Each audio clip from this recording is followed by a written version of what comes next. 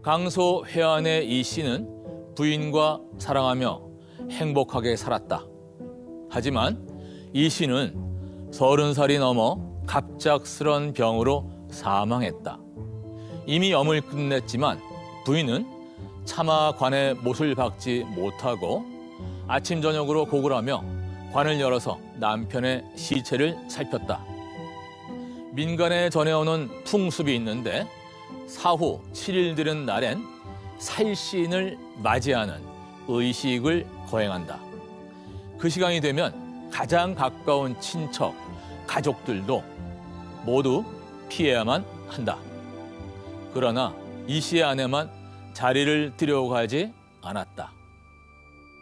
그녀는 자녀를 다른 방에 숨겨두고 자신은 사자의 장막에 앉아서 기다렸다. 남편을 너무 사랑했던 아내는 어두컴컴한 방에 앉아서 살신을 직접 기다리기로 합니다. 여기서 살신은 불길한 일을 가져오는 흉신 정도로 생각을 하시면 되겠습니다. 이경이 되자 음산한 바람이 쏴쏴하고 불어왔습니다. 주위의 등불이 전부 파랗게 변했습니다.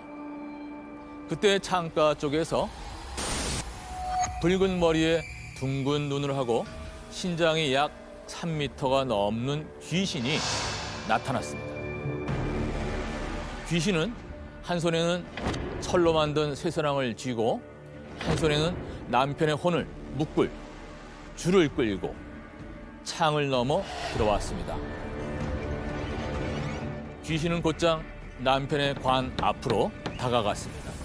그리고 관 뚜껑을 열려는 순간 귀신은 관 앞에 놓인 술과 요리를 보고는 멈칫했습니다. 결국 귀신은 식탐을 이기지 못하고 남편을 잡았던 줄을 풀고는 앉아서 포식하기 시작했습니다. 귀신에게서 자유로워진 남편은 침상 앞으로 걸어갔습니다. 그때 아내가 울면서 나와 그를 끼워놨습니다. 그녀는 남편의 몸이 차갑다는 것을 느끼고는 이불로 그의 몸을 감쌌습니다. 한편 정신없이 음식을 먹던 귀신은 이상함을 감지합니다. 귀신은 갑자기 튀어나온 아내를 보고 놀라 남편의 시신을 서둘러 빼앗았죠. 시신을 뺏긴 아내는 다급해지자 자녀들을 큰 소리로 불렀습니다. 자녀들이 1명, 2명 방에 나타나자 결국 귀신은 도망을 갔습니다. 이불로 싼 남편의 혼을 조심스레 관 속에 넣자 시신에 생기가 돌았습니다. 남편이 살아난 겁니다. 아내의 기지로 그들은 그 뒤로도 20년 넘게 부부 생활을 했습니다. 도망간 귀신은 어떻게 되었을까요? 이 씨 부인이 육순이 되었을 때였다. 한 번은 우연히 성황묘에 가서 기도하는데 허리가 굽은 두 귀신이 족쇄를 찬 범인을 끌어오는 모습이 흐릿하게 보였다. 자세히 보니 족쇄를 찬 범인은 바로 붉은 머리의 그 귀신이었다. 붉은 머리의 귀신이 이 씨 부인을 욕하며 말했다. 내가 먹을 걸 탐내 네 꼬임에 걸려들다니. 나는 20년 동안 족쇄를 차고 지냈다. 오늘 너를 만났으니 이번엔 널 그냥 두진 않겠다. 이 씨 부인은 결국 집에 돌아오자마자 죽었다고 합니다.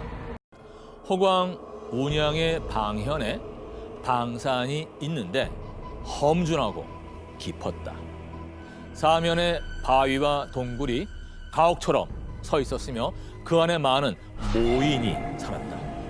모인의 키는 한 길이 넘고 온몸은 털로 뒤덮였으며 가끔 산에서 나와 인가에서 기르는 닭과 개를 잡아먹었다. 산촌 사람들이 엽총과 포로 공격하면 탄알이 모두 땅에 떨어지기만 하고 모인은 전혀 부상당하지 않았다. 책에는 귀신뿐만 아니라 다양한 요괴들도 나오는데요. 이 이야기의 주인공 모이는 털로 뒤덮인 괴 생명체입니다. 책 내용처럼 모이는 인가에 내려와서 사람들을 골치 아프게 만듭니다. 심지어 모인들에게 엽청과 포는 무용지물이었습니다. 하지만 이들을 제압하는 좋은 방법이 있었습니다. 심지어 매우 간단하기까지 합니다. 그것은 바로 모인들에게 박수를 치면서 장성을 쌓아라, 장성을 쌓아라라고 소리치는 것인데요. 이 소리만 들으면 모인들은 놀라서 달아났다고 합니다. 총과 포에도 끄떡없던 그들이 겨우 이 말 하나로 도망가는 이유 궁금하시죠? 여기에는 이들에게 감추어진 슬픈 역사가 있었는데요. 진나라 때 장성을 쌓는 사람들이 방산의 동굴로 도망갔으나 세월이 오래되어도 죽지 않고 마침내 이처럼 괴물이 되었어요. 그들은 외지인을 만날 때마다 반드시 장성을 다 쌓았는지 물어본답니다. 여기에 나오는 장성은 우리가 잘 알고 있는 만리장성입니다. 만리장성은 진시황에게 멸망의 기운을 가져줬던 패착 가운데 하나인 것입니다. 만리장성을 만드는 데에는 약 30만 명이라고 하는 인원이 동원됐다고 합니다. 눈보라가 몰아쳐도 멈추지 못했다고 해요. 길에서 자야 했고 먹는 것도 부실했습니다. 세금도 많이 걷어갔죠. 나라를 지키기 위해서 만들었다고 하는 만리장성이 오히려 백성들을 죽음으로 몰아넣었던 것입니다. 결국 감당하지 못한 백성들은 도망을 갔습니다. 아마 모이는 이들 가운데 하나가 아니었을까요? 당시 이 책이 쓰여진 청나라 시대의 기준으로도 수천 년 전에 일어났던 일이었지만 모이는 이처럼 진나라의 법률을 무서워했습니다. 당시 황제들의 권세가 얼마나 대단했는지 알 수 있는 대목들인 것입니다. 이런 점을 볼 때 귀신이나 인간이나 다를 바 없어 보입니다. 자브로에는 이렇게 온갖 잡귀신이 등장합니다. 귀신과 요괴, 강시들이 직접 등장하기도 하고 산 사람을 대역으로 써서 억울함을 하소연하거나 복수하기도 합니다. 이 중에 가장 강렬한 인상을 주었던 귀신은 도박 귀신인데요. 아마 자브로를 통틀어 가장 한심한 귀신이 아닐까 생각합니다. 이 씨의 관직은 진운 현령이었으나 도박하다가 탄핵을 당했다. 하지만 그는 도박을 좋아하는 성격이라 하루도 도박을 하지 않는 날이 없었다. 심지어 병이 위독할 때에도 침상에서 팔꿈치로 치고 때리며 도박하는 신용을 하고 입으로 골패를 내는 소리를 질렀다. 그의 아내가 울면서 그에게 권유했다. 숨이 차서 신경을 피로케 할 터인데 하필 이렇게 고생하십니까? 도박은 혼자서 할 수 없는 노릇이요. 나의 수많은 친구가 침상 앞에서 함께 골패를 던지고 있는데 당신들만 볼 수 없을 뿐이요. 그는 도박으로 일자리도 잃었고 심지어는 사경을 헤매는 중에도 도박을 손에서 놓지 않습니다. 그러다 이 시인은 그만 숨이 끊어졌는데요. 얼마 안 있어서 다시 살아납니다. 살아나자마자 한다는 말이 너무나 황당한데요. 빨리 지전을 태워서 도박 자금을 대신 마련해 주시오. 죽었다가 다시 살아났는데 천마디가 도박 자금을 마련해 달라니 기가 찰 노릇입니다. 이 씨는 1만 원을 태워주면 살아 돌아올 수 있다고 가족들에게 부탁합니다. 가족들은 서둘러 지전을 태워줬으나 이 씨는 죽습니다. 그 돈으로 다시 도박을 하느라 살아 돌아온 것을 포기한 거죠. 도박에 빠져들어서 자신의 목숨까지도 포기하는 그런 도박꾼의 모습을 생생하게 보여주고 있습니다. 18세기에 쓰여진 이야기지만은 낯설게 느껴지지가 않습니다.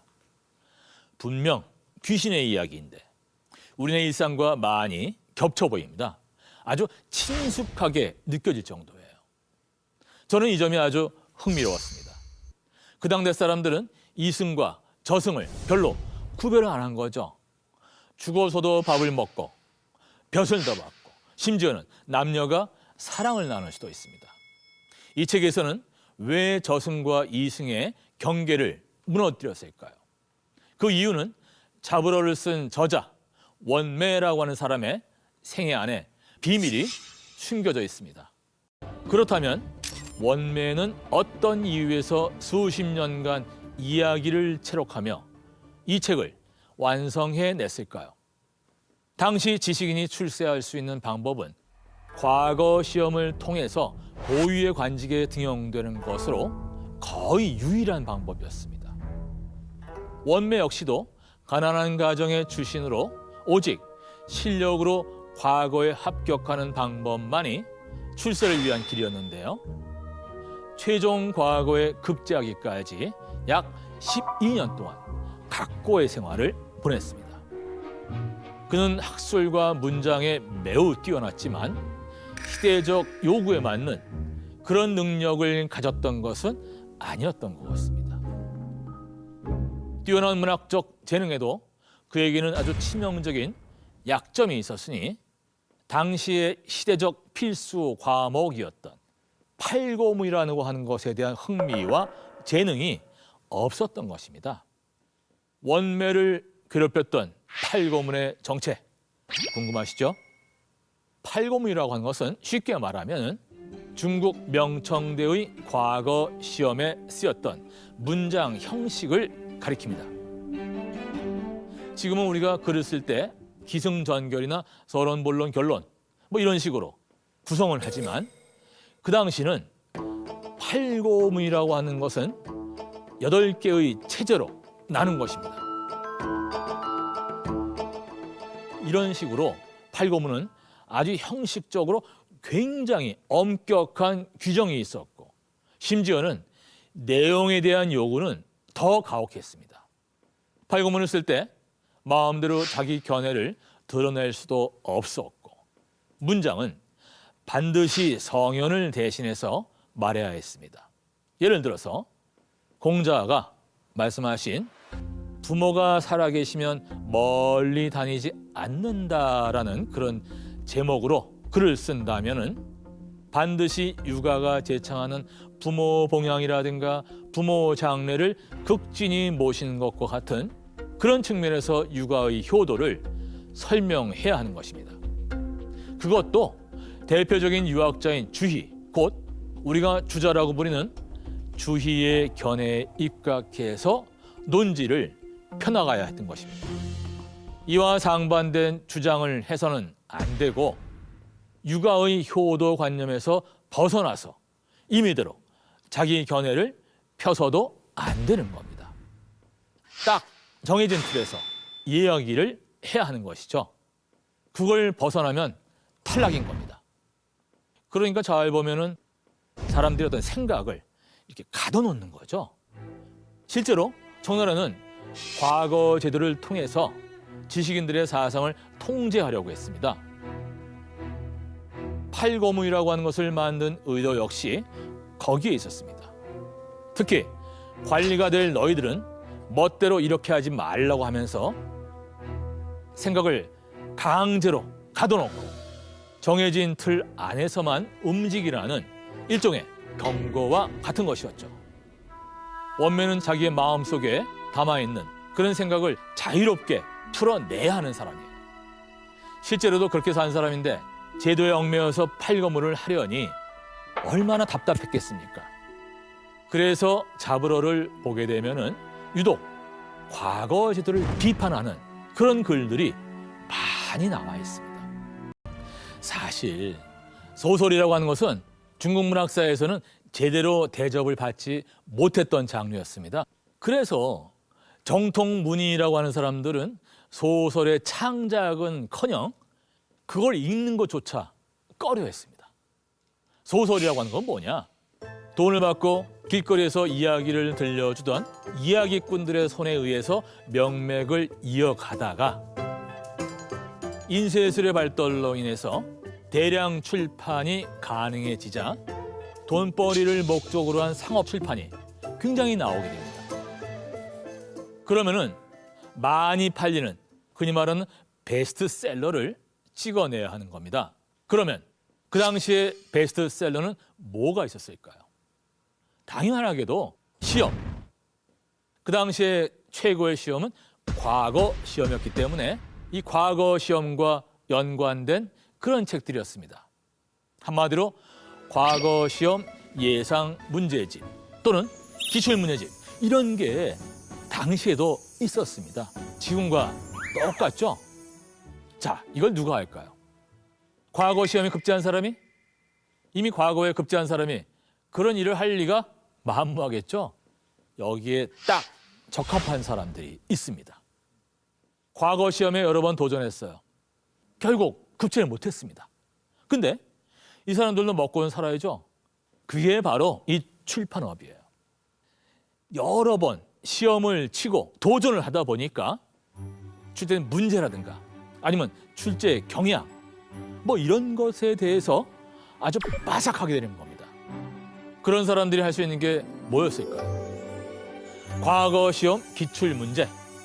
이걸 만들면 그게 다 돈이 됩니다. 이 사람들이 문제집만 만들었을까요? 아닙니다. 과거 시험이라고 하는 것은 매년 보는 게 아니었어요. 그런 어떤 시간적인 어떤 그런 뭐랄까요, 공백 이런 것도 있었고 또 하나는 그 당시에 이 과거 수험서 다음으로 많이 팔렸던 게 바로 소설이었습니다.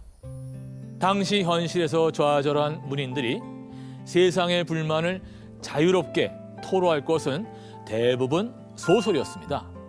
과거를 포기하고 실패한 사람들이 자신의 어떤 자유로운 사상을 분출하기 위해서 선택한 방법들이 뜻하지 않게 중국 소설 문학에 꽃을 피운 그런 결과를 가져오게 된 것입니다. 자부로 역시 저자인 원매가 세상의 불만을 품고 관직을 떠났기 때문에 이 세상에 태어날 수 있었던 것이죠.